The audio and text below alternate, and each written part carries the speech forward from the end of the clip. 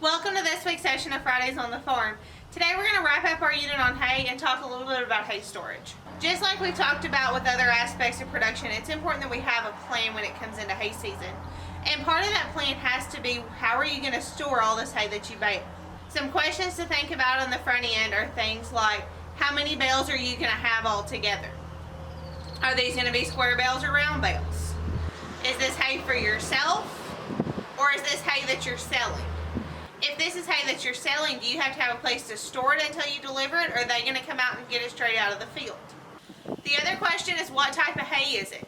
If you're putting up something like alfalfa, that's going to be a whole different ballgame than our grass hays like Bermuda grass hay. The other thing to keep in mind is, how do you plan on feeding your hay?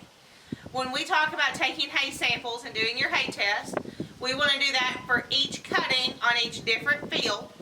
If we have those hay tests, it gives us a better idea of when you need to feed which batch of hay to meet those cows' nutrient requirements, or when you're going to have to supplement. But that's not going to do any good if that hay you need to be feeding is at the back of the barn behind everything else if you can't get to it. So having a plan for storage is really important as we start hay season.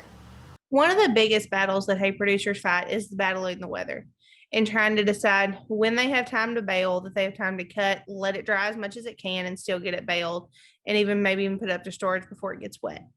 And that's one of the things we're going to start talking about, is the spontaneous heating process.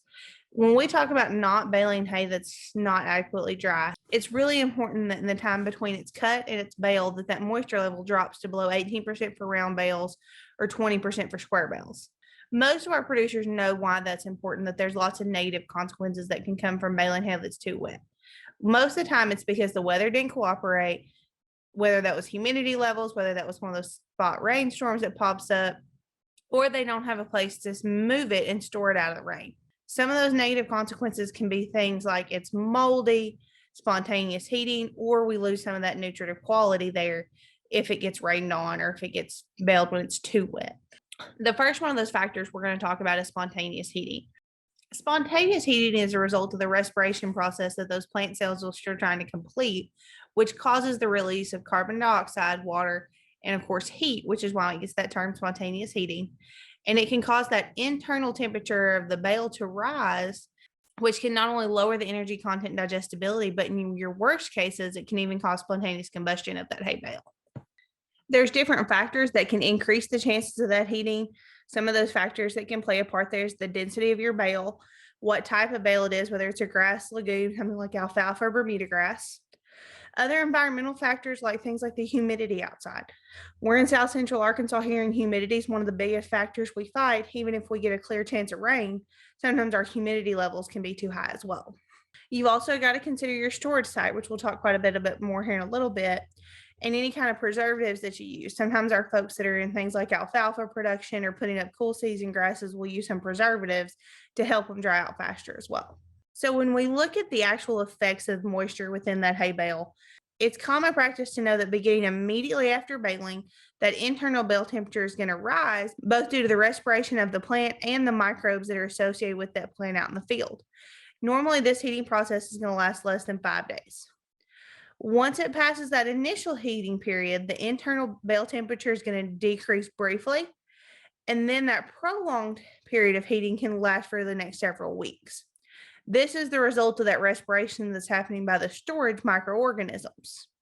If you look at these charts, it kind of shows you hay that was baled at 31% moisture maintained a higher internal bale temperature than drier hay that was put up at 17% moisture for about 25 days of that cycle. Whereas our hay that was baled at 17% moisture showed very little heating and changes over that time period. As bale density increases, your spontaneous heating is going to increase as well, just because there's more hay in that package within the bale. Larger, denser packages are going to have higher internal bale temperatures because it's harder for that heat to dissipate out of the bale. Any hay that's baled in round bales or even our very large square bales should run less than 18% moisture so that we can preserve that quality. When we look at these charts a little bit closer, you can see that the hay that heated over 140 degrees, which was the hay that was put up at 31% moisture, had a decrease in digestibility from 63% down to 50%. If our temperatures go over 160 degrees, we consider that to be the danger zone. 170 degrees is where we start to think about spontaneous combustion being a major problem. So then we talk about storage. Some people don't want to put storage. So as we start our conversation about storing our hay, some people are afraid to take hay straight out of the field and put it in a barn or stack it up because they're worried about spontaneous combustion and burning down a whole barn or losing their entire hay crop. But as you look at this, you can see that that hay that was put up at the right moisture, that 17%, that never got above 100 degrees on the internal temperature, not anywhere near the 170 degrees that we would worry about spontaneous combustion. So as long as you're monitoring your moisture levels and you're putting hay up at the right time, spontaneous combustion shouldn't be as much of a concern. Another consideration is to have multiple storage sites for your hay. Think about how you're going to be putting your hay out this winter. If you're putting hay up from different fields, different cuttings, and have different, maybe you're even buying some hay that's coming in from different places. If you have different places to store that hay, that gives you the freedom to feed that hay separately and to feed the hay set you need when you need to feed it based on those hay tests and feeding recommendations and where your cattle are. That also is something to keep in mind if you're feeding cattle in different locations. If you're spread out between multiple farms, is there a way to feasibly feed hay, whether you're storing it in a barn at each site? What kind of trailers have you got? Have you got tractors there to load it, unload it? Those types of things are important to keep in mind as we're looking at where we're going to store our hay. We're always going to recommend barn storage over your outside storage. When you look at the amount of hay that you lose just from it sitting outside, it's a no-brainer that if you have the ability to store it in a barn, you're going to be leaps and bounds ahead. If you have to store your hay outside, bale density can really work in your favor. If you're running at least 10 pounds of hay for every cubic foot, you're going to reduce the amount of rain that can penetrate that hay bale and not lose as much due to that weathering aspect. The other factor to keep in mind is your hay to soil contact. When we're looking at outside hay, over half of the dry matter that's lost is mainly because that hay was sitting on the ground and the water that comes up to it. That's even important to think about if you are able to store your hay in a barn. If you look at where we filmed today for this session of Fridays on the Farm, you can see their hay sits on the ground inside the barn, but look at how wet the ground is around it. If you walk the rest of that barn, there's places that water's standing. If water is able to get in under those hay bales, you're going to have the same problem as that hay that's kept outside. So doing some things like pallets, railroad ties, even crushed rock that gives that water a place to drain to can make a big difference in our hay quality while we're storing it.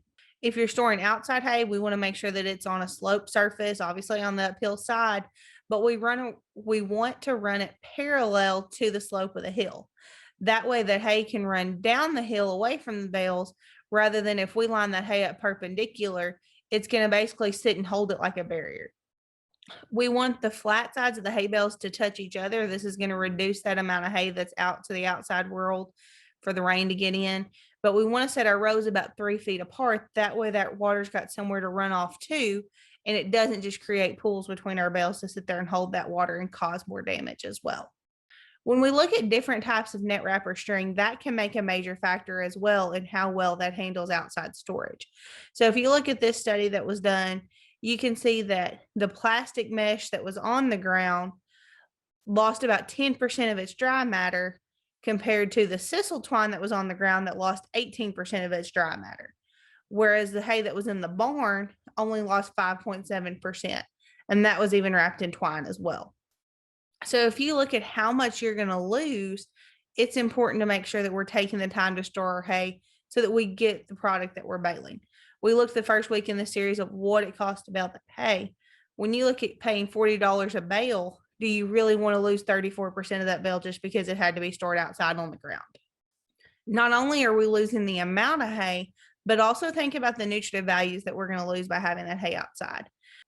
One thing we can tell by the study that was conducted by Kentucky on how those storage treatments affected the nutritive value of the hay is that crude protein is more stable in the weathering process than some of our other plant components, and that protein does increase over time even in the weathered layers, because that less stable plant components are usually high digestible, are lost by leaching, oxidation, and other processes. Generally speaking, though, the effects of weathering can be expected to increase the concentrations of our fiber components, which are the NDF, ADF, cellulose, lignin, those types of things, which is going to in turn reduce our digestibility. The effects of weathering on digestibility in this study showed that the weathered layer for the bales tied with plastic mesh or sisal twine and stored outside hay on the ground was reduced by about 22 and 18 percentage units. This study also indicated that the nutritive value of the weathered exterior layers of the hay stored outside were substantially lower than those that are from the unweathered interior core of the bale. The effects of weathering on the bale as a whole is going to depend on the magnitude of the changes between that nutritive value between the unweathered and weathered portions and how deep that weathered layer is going to be. Simple management techniques that we can use to limit weathering in hay stored outside can be really important in our production. When you consider how much hay you're going to lose by storing it outside and what it's going to do to the nutritive value of your hay, it's a lot easier to justify expenses like a hay barn or even tarp options and pallets underneath it to keep it up off the ground and keep it in the dry. Some of the highlights to keep in mind is make sure you take time to do the hay test.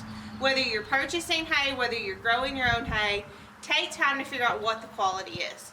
Looking at your hay bales, the color, all of that's a good indicator, but it's not going to tell you the quality of that as a forage when we're talking about the diet of our cattle. Hay's expensive. We covered that in the first session. Whether you're buying it, whether you're baling it yourself, you want to know what you're getting out of that, so make sure you take the time to hay test. The other factor to keep in mind is the importance of timing. Maturity has a huge factor on the quality of your hay. Yes, you might not get as much per bale, but is the quality you're getting going to be better if you go ahead and harvest that at the right time?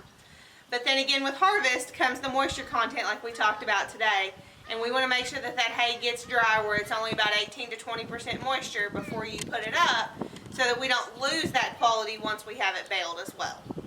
We also want to be really strategic about when we cut hay, because we don't want to take the chance that it gets rained on, because that rain damage can cause so many problems for our hay, and when it comes down to the quality of it, the digestibility, and how well it's going to feed our cows. It doesn't help us just to have something if it's not going to be a quality forage. The other factor along that same line is beware of spontaneous heating. Make sure you're giving that hay time to dry in your field so that you're not going to suffer consequences like losing a barn because you decided to bale it too soon. And with that, think about your storage. If you can put hay up in a barn like this, it can make a major difference in the quality of hay you're going to be able to feed your cattle through the winter. Be really careful with that hay that you're feeding if it was stored outside, because rain can penetrate 6 to 8 inches inside that bale.